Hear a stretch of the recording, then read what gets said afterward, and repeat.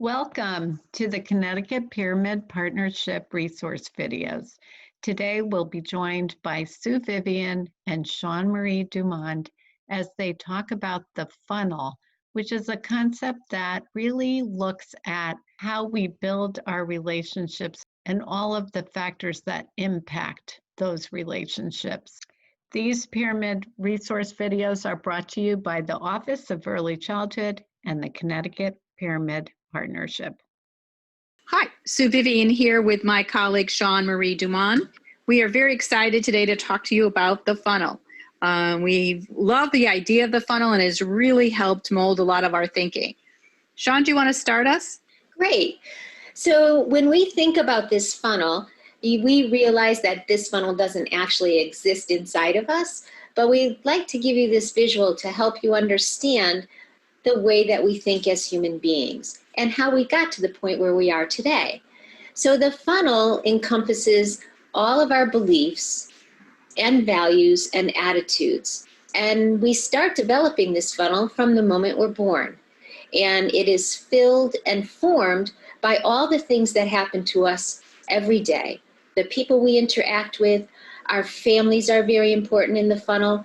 We gain our beliefs and values from those around us. And we also have the opportunity to add to our funnel through learning experiences and interacting with people, reading things, viewing things. So our funnel really helps shape how we make decisions. So when you see or hear something, it goes through your funnel, and all of your beliefs and values have some kind of input into that information that's passing through. And what comes up out of the bottom is your attitude, what you feel about this thing. So every single person has a very unique funnel because we've had very unique lives and very unique experiences.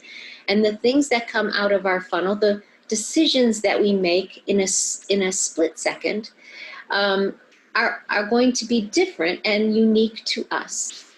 When we think about the funnel and our attitudes, we really want to be thinking about recognizing who we are, why we believe what we believe, what our values are, and just being able to identify those when we're interacting with someone else, and also recognizing that the person we're interacting with has a very unique funnel of their own.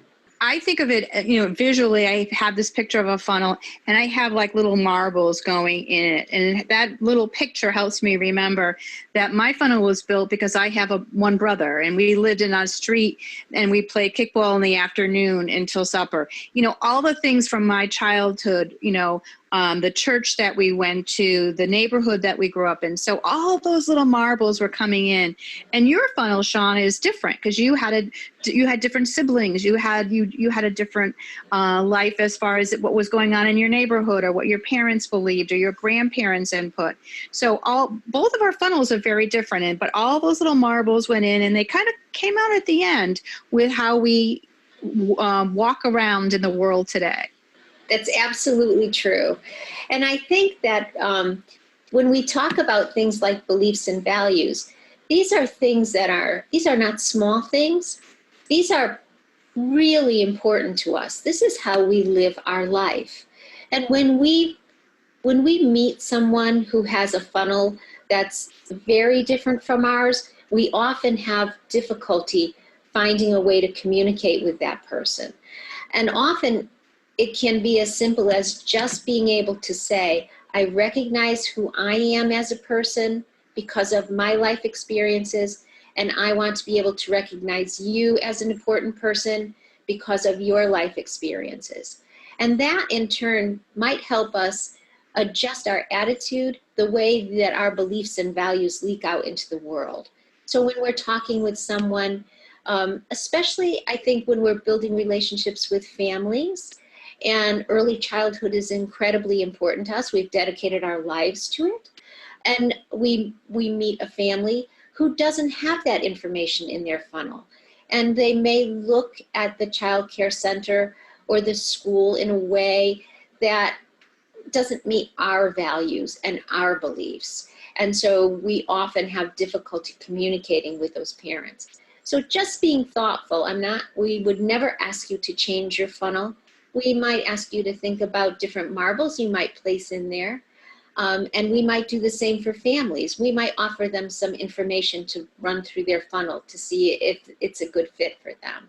An example I always think of, Sean, is teachers might get really, really excited about something that the child did during the day, and they put it in the backpack and they're so excited about it. And, they can't wait to see the parent the next day. And the next day morning comes and the item hasn't been taken out of the backpack, and the teachers are just so distraught.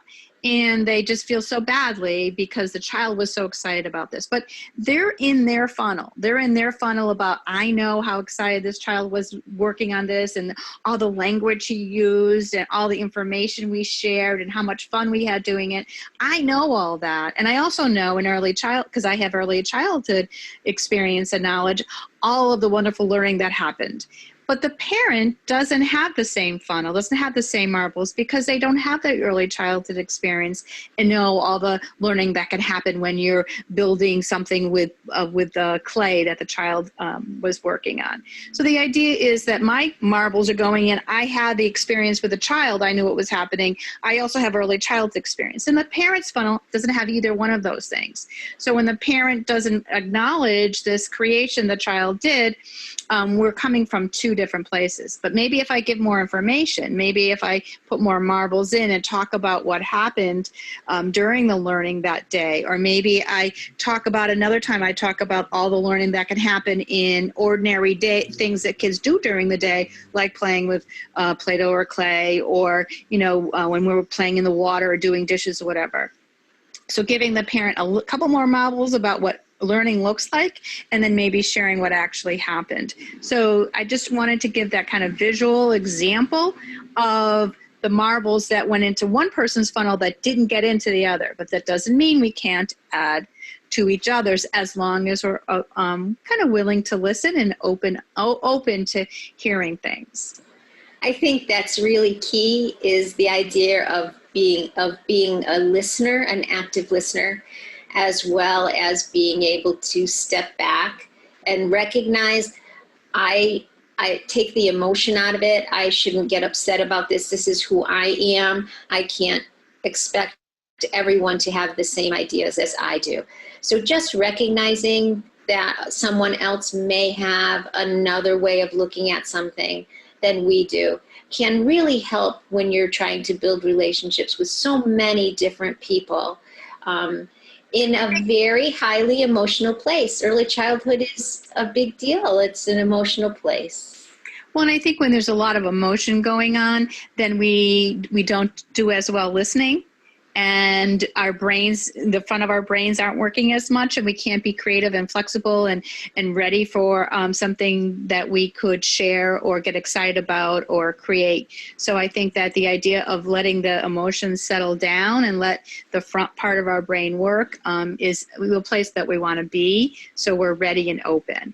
And so the emotions can get in the way at that point. So kind of like you said, step back. That's their funnel.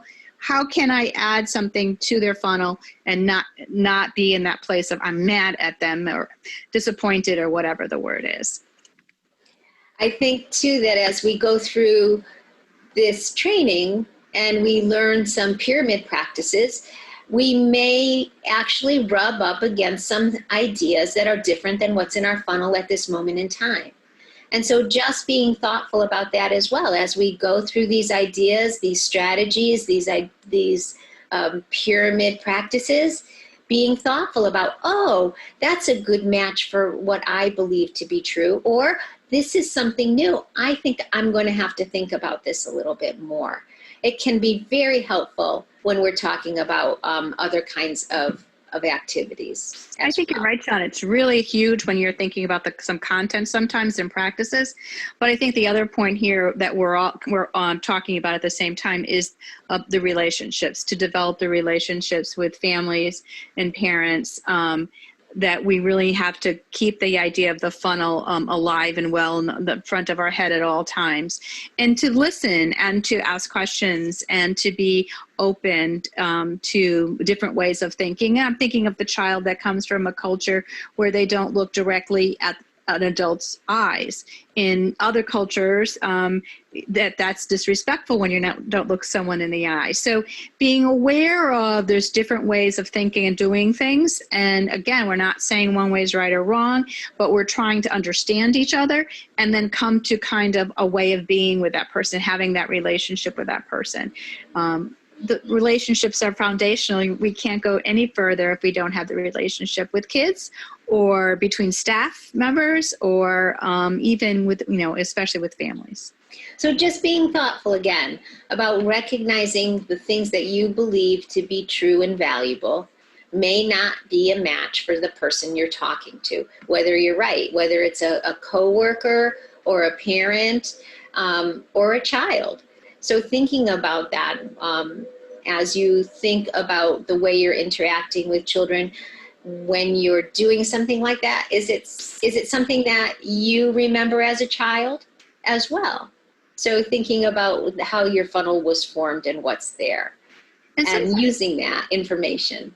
And sometimes we can look back and realize the things that were happening in our childhood that we really loved. And so we're going to continue that tradition or that way of being because it was so important to us. Or there might be something from when we were growing up or part of our culture that we don't agree with anymore, or we realize we've evolved to a different understanding of things that we might want to change. So it's being thoughtful about what are we bringing with us into our day and our way of being, and what are things that we changed, what looks like our funnel looks like, and always being ready to acknowledge that we can grow and learn and evolve as long as we're open to listening. Absolutely true. Absolutely true. We can also think about this when we're thinking about building relationships with children and why it's so important. As you said, it is the basis for everything that comes after that. It is, if we don't have a relationship with children, we are going to have difficulty helping them learn, helping them grow, having a meaningful interaction with them. So really putting those relationships at the forefront of our work is really important.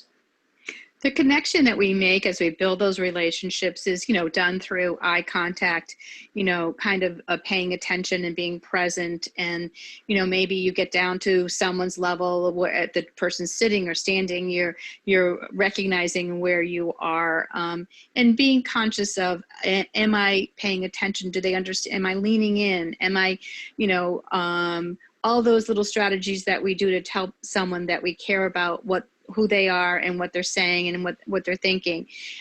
Those are the, start to building that relationship. And then having that child or parent know they can trust us because we're consistent and we're always there for them and we're always willing to listen and that we truly do want the best for them and we care about them. And then I think that has it's over time. It doesn't happen the first time you speak with someone. So you have to keep up that work of being present and being thoughtful with them. But I think this is just a very basic way of looking at, and then you would probably layer some strategies on top of that as you're working with families and being with families and children. But I think that those first initial strategies are so important. It's just like we know as adults, who do we trust, right?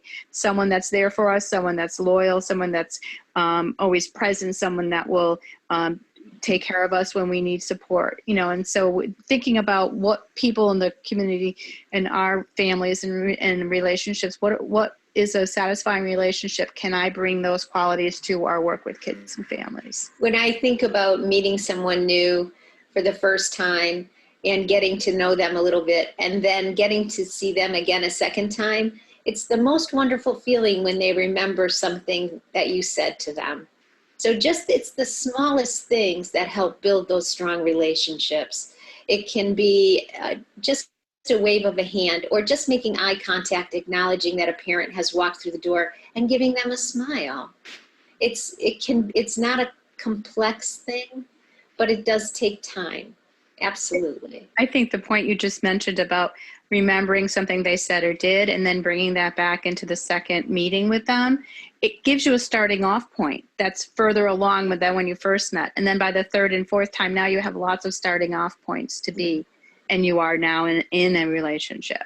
But I think, as we finish off here, our conversation about the funnel, I think the big takeaways I hope people are walking away with are being aware of your funnel, recognizing that everyone has different funnels and they look a little different than you, keeping the kind of emotion out of it so that you are open and ready to hear and ready to learn about things, about other people, about what else we can do.